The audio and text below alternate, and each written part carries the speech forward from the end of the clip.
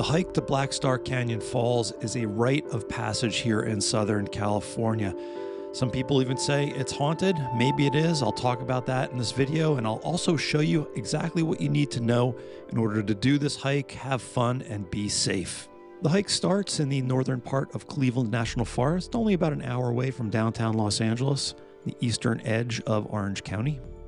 You can get to the trailhead with any old car. There is no facilities there, no bathrooms or anything, but there is plenty of parking, but it does get full because this is a popular spot for mountain bikers as well, and also locals. So get here early for the best experience. So the hike is an out and back hike, 7 miles or so total, and about 820 feet of climbing, but you don't really feel it until you're climbing up the boulders in the end. Now, I like to break the hike up into 2 sections. The first section is down along Black Star Canyon Road, and it's pretty mellow, downhill, kind of winding through the canyon and the valley here. Really, really beautiful, and I'll show you that in a second. We're going to cross over the park boundary from OC Parks into Cleveland National Forest, and then hop off and into the canyon. And this part is definitely a challenging part here. You're going to be walking up along the canyon, doing some light scrambling and bouldering. It generally takes about 4 or 5 hours total, which is a lot for a distance like this, but that's because it's slow going in this section here through the canyon. But I've seen people of all different shapes, sizes, and ages do this, and if they've done it, you can do it too. All right, let's talk about gear. I like wearing trail runners with a good grip and a vented upper. I don't try to keep my feet dry, I just go through the creek and then let them dry out in the shoe, which is fine. Bring at least 1 liter of water. In the summertime, it can get crazy hot here. It's better done in the winter, but it's a little bit shadier in the canyon. And if you're in the canyon, don't drink directly from the stream without treating the water. And if you have a satellite communicator like an inReach, I recommend bringing that. The cell phone reception is pretty much non-existent, and this will help you get out of trouble if you get into some trouble. And even when it's hot, I like to wear long pants. They will protect your legs, especially when you're scrambling. It's easy to kind of scrape yourself up on the hike. If you want to see what specific gear I'm using, just go to HikingGuy.com/gear. I have a full list that I update all the time of all the gear that I use. There's no promotions, no sponsorship. It's just the stuff that I actually use. Now, just a word of warning before we show you the trail. This is highly trafficked and unfortunately brings out the worst of humanity. Expect to see tags, graffiti, people leaving dog poop, trash. I bring a Ziploc bag to carry any trash out, but just prepare yourself. It's still worth it. It's still beautiful, but unfortunately, we do have things like this. All right, so from the parking area, you just go all the way to the end, and you kind of swing around, and you will see a big white gate here. This is closed to traffic, so you won't have cars coming down here. And there's a little sign here telling you that you are going into mountain lion country. I wouldn't worry too much about it. I don't think a mountain lion's been seen here for quite some time. No e-bikes, no cigarettes, no problem. But we're just going to continue down this road here, this downhill section of road, which is pretty easy. Nice scenery along the way. I always like the oaks and the prickly pear cactus and the fields. Now, on the way down on this part, there's a sign here, and it says Black Star Canyon, no entry. This is not the trail to the waterfall where we're going. I know it can be confusing. This is a different trail, so just avoid that and keep on heading down the road. We're not going to be going on a single-track trail for quite some time here. Now, at the bottom of the hill, the road bears to the right, and you'll see there's a sign there. We're heading towards Black Star Falls. And as we walk along the road here, you notice there's a fence on the side. A lot of this is private property, so stay on the road, but you can look over there and you can see the creek down there. And if there's water running, it might mean there's water flowing at the falls. So I've heard some people say that the beginning of the hike is not that great because you're going down a dirt road, but I find it is beautiful here. These are some beautiful dirt roads, and I always think when I'm hiking here, this is probably what Orange County looked like before it was developed. In the 50s and 60s, they built Interstate 5, and that opened up all of Orange County in this area to development and housing and everything. But before that, it was probably a lot like this: dirt roads, ranch lands, citrus groves, and wilderness. So it's kind of fun when you walk through here to put yourself in your mind's eye, maybe back 100 years. I think a lot of it probably looked like this. Now, as we continue, I want you to keep an eye open up in the ridge there and look for a little white ball, a small golf ball thing. That's the Doppler radar. So if you ever watch the weather in Southern California and you see Doppler, that's the one in the Santa Ana Mountains. So pretty cool. We're not going to go up there. You can go up there on a hike up to Beek's Place, and I have a guide for that on my website. And here we are at the boundary between O.C. Parks and Cleveland's National Forest. Once we go past the sign, we are now in the National Forest here officially. You'll see a lot more private property. You might be wondering why there's private property in a national forest. You can have that. People lease the land from the national forest, and they can ranch and do all kinds of different things here. But you could see as we go deeper into Cleveland National Forest, it definitely has more of a wilderness feel and less of a country road feel. Here's the first of 3 bridges that we're going to cross. This is a good place, again, to go down and look into the creek, see what's going on with the water situation. If there's water here, you'll probably have water at the falls, or you might. If there's no water here, you probably won't. All right, let's talk about the haunted history here. Is it haunted at Black Star Canyon? Absolutely. I'm possessed by demonic spirits right now as I'm making this video. But the story dates back to when the original native peoples lived here, the Tongva and the Gabrielinos. They lived in this area, and the story goes that in the 1830s, a group of settlers thought that those natives had stolen their horses. They came here and slaughtered the whole village. There's no proof of that, but that's the story that got passed down. Fast forward to the late 1800s, and there's a story about a murder here that actually did happen. That was in the papers and everything. You can look back at historical papers and read about it. So there's been some murders here. Probably if you look at the Santa Ana Mountains, it's got the highest murder per capita or per square foot or whatever it is here. So there's that history. But then where does Black Star come in? Well, that's a little bit more pedestrian. Black Star was the name of a mining company that came here in the 1870s and started mining. So it's really just a corporate name. Just like if they opened a Dairy Queen here, this would be called Dairy Queen Canyon. But Black Star, combined with the history of the murders, made this kind of an interesting area in terms of paranormal and ghosts and all of that, which obviously gets amplified as time goes on by teenagers and people who are into the paranormal. But I've been here many times. I've never been haunted or demonized or anything like that. It's a pretty mellow place. But there was at one point an old school bus that was here. There was a tall tale that the school bus had been crashed full of kids, and the kids haunted the place. There's what else? Ghosts about the Native Americans, ghosts about miners that are here, all kinds of ghosts. But my 2 favorite stories, or 2 favorite creatures that are supposed to live here, are the Black Star waddlers, which are supposed to be like elves or something in the forest here.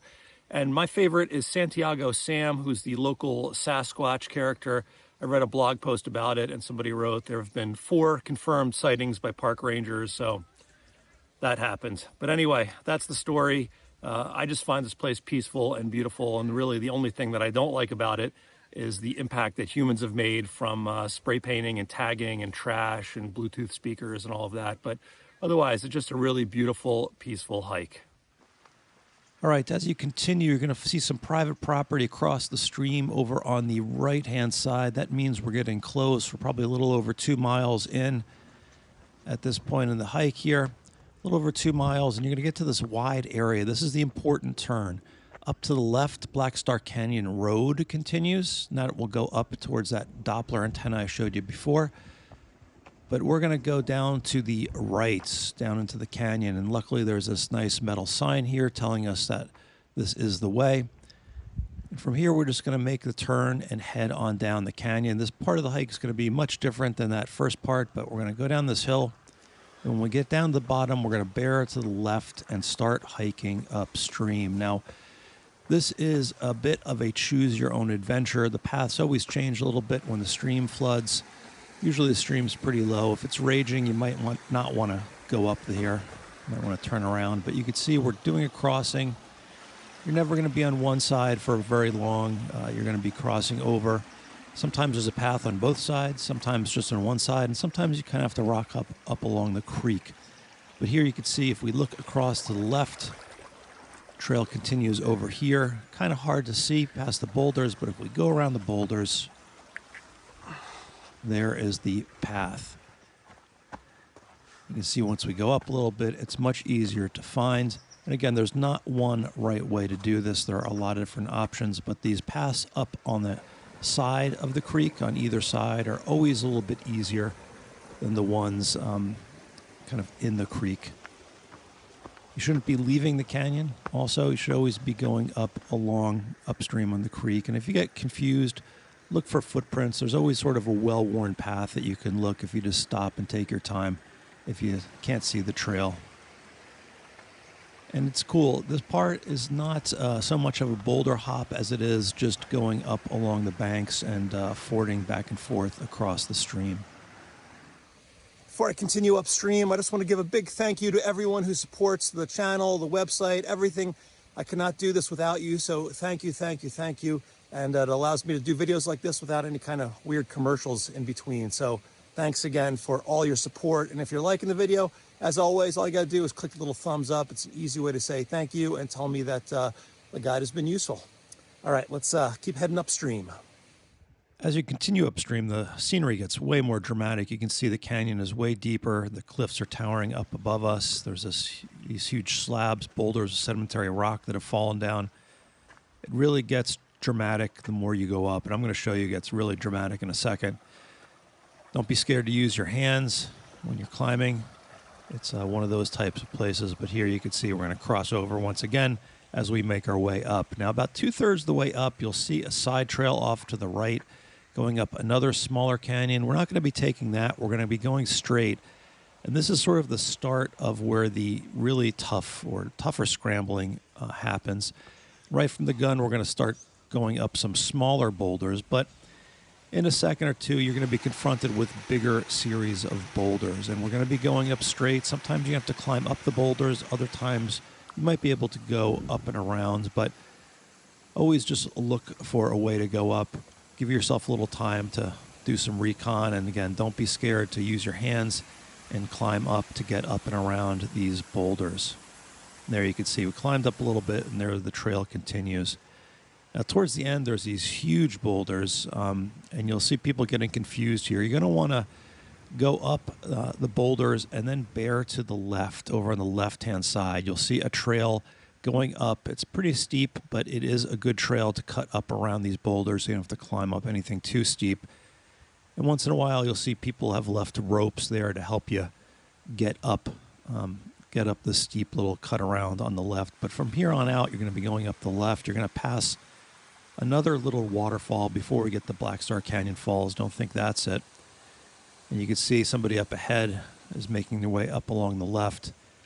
And you will come out to the spectacle of the falls. Now, the better viewpoints are over on the right-hand side, but you can definitely see it once you come up here. And you can see there's also a crowd of people. I did this on a weekday morning, I think on Wednesday when I shot this, and still pretty crowded here. So expect some other people, but there's the falls. That tunnel down on the left is the tunnel from the mine. And then in the middle, the taller part is the waterfall. Not always flowing. If you come here later in the summer, it's possible this will all be dry. But if you come here in the winter, in the spring, or after it rains, you should be able to get some waterfalls. Now, it's tempting to go in this tunnel. And when I was here on this day, this guy seemed to get stuck up there exploring the tunnel. And I've got to admit, years ago, I'm guilty. It wasn't raining, but I did climb up and go in there, but not when there was water and the wet moss on the rocks. But everyone was on the edge of their seat watching this guy trying to get down the cliff. And I have heard reports of people falling from here, people up top knocking rocks down and hitting people on the bottom, and various other things where people got hurt. So please be on your best behavior. Don't do anything risky. Just enjoy the falls with your eyes, and make it a safe time. No one's going to fly in. I don't think they can get in here in a helicopter. So if you have to get out, you'll probably be going out in a stretcher or walking yourself. So please be careful and enjoy it. And thankfully, this guy made it down without breaking his neck. Now, when you do go back down, obviously it's slippery. Be careful. Use any aids like the rope that people left, and just take your time. Oh man, it's amazing how much easier it is to hike here on the road after going through all those boulders in the creek, having to watch every step. The road back home or back to the car is definitely a treat. Now, if you liked this hike, there's another similar one around here called Tanaha Falls from Fisherman's Camp. I have a guide for that on my website and also on the channel. I'll put a link to that right on the screen here. But if you want to do something that's similar, but a little more laid back, Tanaha Falls from Fisherman's Camp is another great one that I recommend checking out. All right, guys, I'll see you out in the trails.